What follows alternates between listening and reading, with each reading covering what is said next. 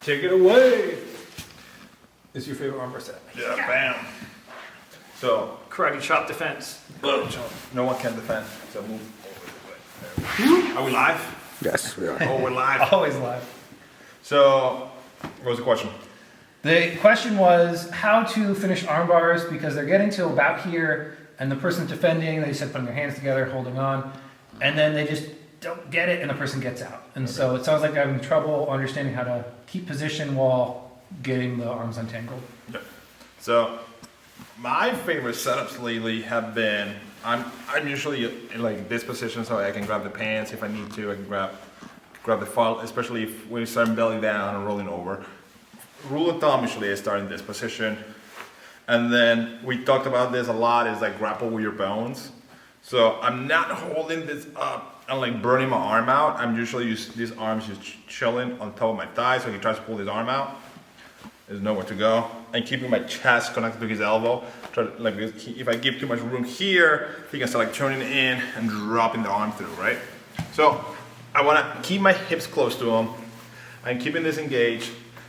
Crossing the feet is like a preference here, whatever you want to do. You can either like drive your heels in or cross your feet and drive forward.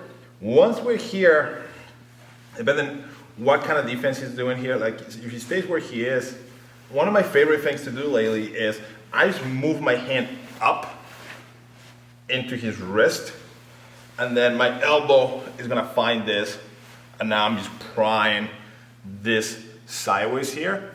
And then a lot of times, especially if the guy's like being stubborn here and keeping his hands connected, I can just keep turning and depending on his shoulder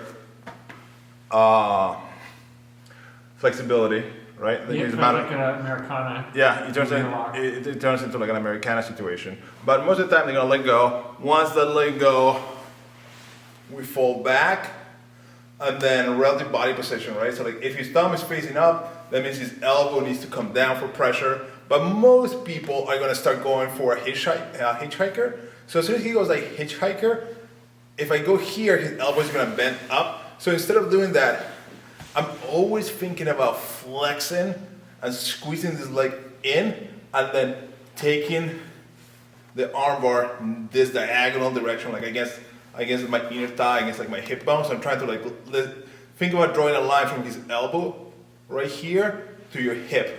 And then that's the way I'm pulling down with this arm and I'm pushing down.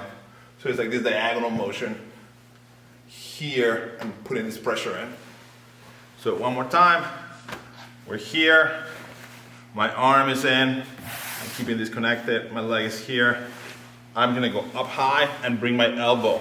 So I'm going elbow to elbow. I'm like the inside of this elbow here, I connect my hands, I rotate until this breaks, fall back, and I'm ready for the hitchhiker here and here.